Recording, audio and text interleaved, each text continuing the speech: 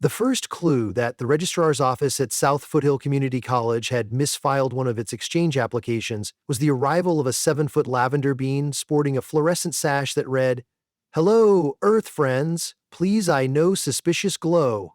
He introduced himself as Velglax, though his file said Vernon Glass, and he had come, he explained, in perfectly polite but oddly echoing English to study your admirable concept of home economics. The registrar tried to pretend this was the kind of thing that happened every semester, but even she had to blink when Velglax politely asked where the planet kept its spare moons should the current one break in transit.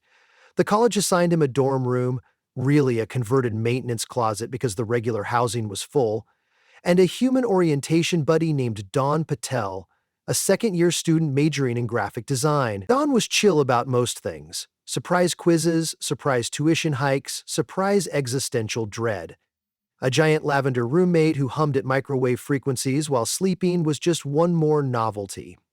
On their first morning together, Don took Velglax to the cafeteria. He glided along beside her, making tiny notes on a holographic clipboard. To Don's relief, his presence didn't turn the breakfast line into instant chaos.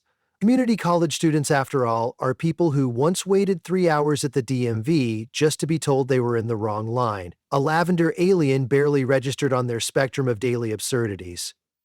That tranquility shattered when Velglass reached the stack of plastic lunch trays, lifted one with reverence, and before Don could stop him, draped it across his elongated cranium like a brimless hat. The tray pitched at a jaunty 50-degree angle, held in place by the gentle suction of his bioluminescent scalp pores. Velglax clasped his hands in satisfaction. "Ah," he said, "formal wear." The line behind him dissolved into polite giggles. A janitor wheeling a mop cart did a double take and steered straight into a pillar. Don hissed, "That's not a hat. That's what you carry your food on." Velglax blinked 3 eyelids. Why would anyone carry food on a ceremonial hat? Food goes inside the torso, or in rare festive instances into the ambient air, as confetti. He tapped the tray's corner. Observe its perfect flat geometry, its sturdy rim framing the wearer's face. It is unmistakably millinery. Before Don could argue further, Velglax found a second tray, this one neon orange, and stacked it atop the first like a 2-tier fascinator. Somewhere behind them a student muttered, "Honestly, bold look," and snapped a photo. Don gave up. "Fine, but at least pick out something from the buffet line so people don't think we're staging performance art."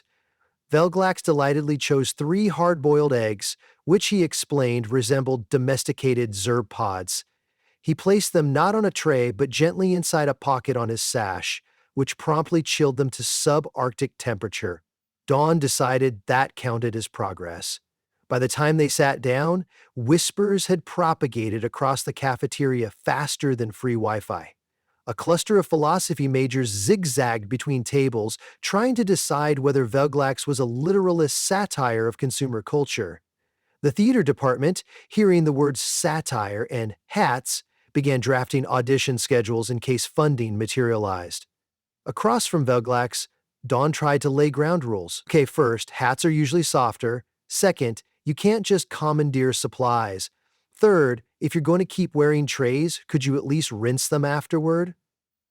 Velglax nodded enthusiastically. "So noted, and may I compliment Earth on its generosity. These hats are available in so many hues: gray, beige, that peculiar shade of green one finds on antique dental chairs. On Zorpalon, we get only 3 government-issued hat colors: Triumph Gray, Obedience Gray, and slightly less Obedience Gray." Dawn nearly spat out her orange juice. "Your planet sounds like a LinkedIn endorsement gone wrong." The rest of the morning proceeded with Velglax studiously wearing his cafeteria hat stack to every administrative checkpoint. The financial aid office responded by handing him 4 separate Pell Grant brochures and a coupon for half-price snow tires. In class, Velglax's tray ensemble caused logistical nightmares. When Professor Haverford called on him in introductory economics, Velglax stood, hats gleaming, and delivered an oration on the trade value of helium-plated fish scales. The professor, who had tenure and thus no incentive to question reality, nodded and wrote, elasticity on the board. Outside of lectures, Velglax became a campus celebrity. Students asked for selfies, local news outlets sent reporters, and the official South Foothill Instagram gained 12,000 followers overnight. The administration, desperate for positive PR after the water fountain mold incident, suddenly encouraged the craze. They printed posters of Velglax captioned, "Diversity makes us Trey Chike." Someone even suggested changing the mascot from the Foothill Badgers to the Fighting Hat Racks. Fame, however, complicated Dawn's mentorship duties. She struggled to convince Velglax that his meteoric rise had less to do with cultural acceptance and more to do with viral novelty. "People like you," she explained one afternoon, "but mostly because you're new, and people on this planet get bored quickly." He once abandoned disco for the Macarena in under 2 fiscal quarters. Velglax pondered this. "Your planet's attention span is like a baby llama on a trampoline." "That sounds about right," Dawn admitted. The next crisis emerged during midterm week.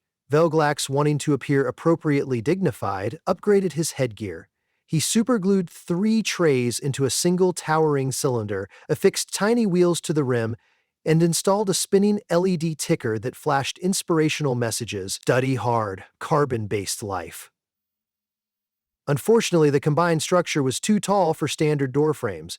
Every time Velglass entered a classroom, the hat smacked the lintel, the wheels jammed, and the LED blared "Abort Mission" in red strobe. By Wednesday, facilities management had submitted a petition to widen all doors, citing intergalactic sensibilities. Meanwhile, Dawn's graphic design project was imploding. She'd spent weeks crafting a minimalist poster series titled "Silence Speaks," only to watch her classmates drool over Velglax's accidental fashion statement. Her professor, dazzled by the alien's blinking paraphernalia, suggested Dawn incorporate radiant tray motifs into her portfolio. Dawn fumed. Tray motifs were not her aesthetic. They were cafeteria garbage. During a late-night study session, Dawn finally snapped. "You know, not everything you touch has to become a hat," she told Velglax. He was busy balancing a frisbee atop his triple tray crown. "To explore mixed media possibilities." Velglax looked wounded, his sclera pulsing teal. "I sense hostility. Is my presence impairing your academic performance?" "It's not you," Dawn sighed. "It's okay. Maybe it is partially you. You're popular, and that's great, but it's overshadowing everything else. People don't want to hear my ideas. They want to know if you'll wear a punch bowl as a fascinator next." Velglax's head fins drooped. "I never intended to overshadow. On Zorpulon, we value collective achievement above individual flair. Perhaps I have been ungracious." Dawn softened. She'd expected defensiveness, not self-reflection. "Look, I get it. You're in a new place and trying to fit in. Just next time I'm presenting, maybe don't ignite neon fireworks from your hat." "Metaphorically speaking." Velglax solemnly retracted the frisbee. Metaphor received. The breakthrough seemed promising until the annual Spring Fling Gala loomed.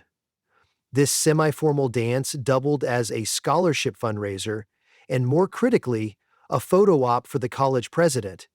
The theme was "A Night Among the Stars," and the committee chair nearly dislocated her jaw smiling when Velglax volunteered to appear.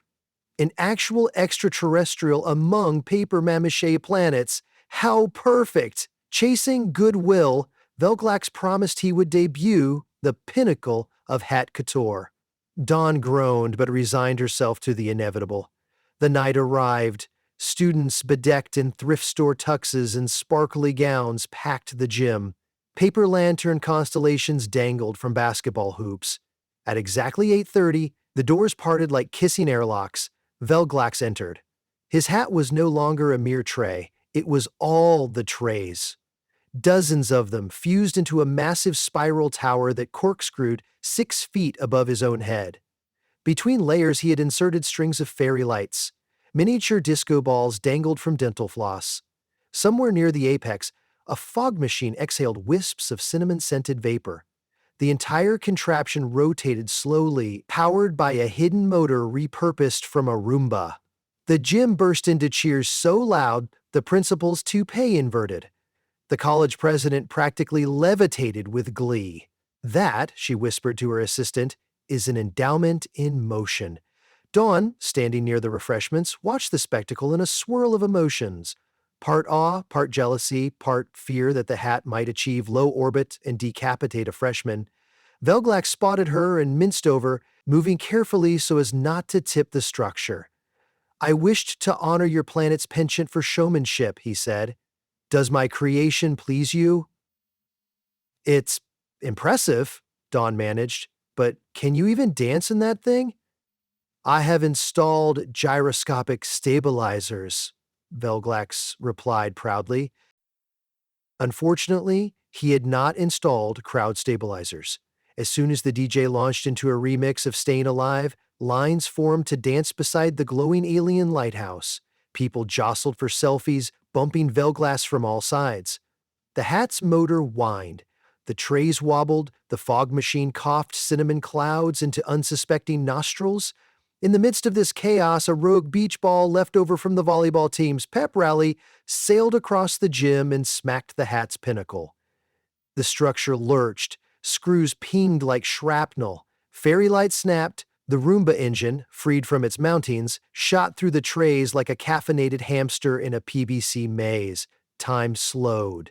Dawn witnessed every disastrous second, the trays cascading outward in concentric rings, centrifugal force flinging them like giant plastic shuriken.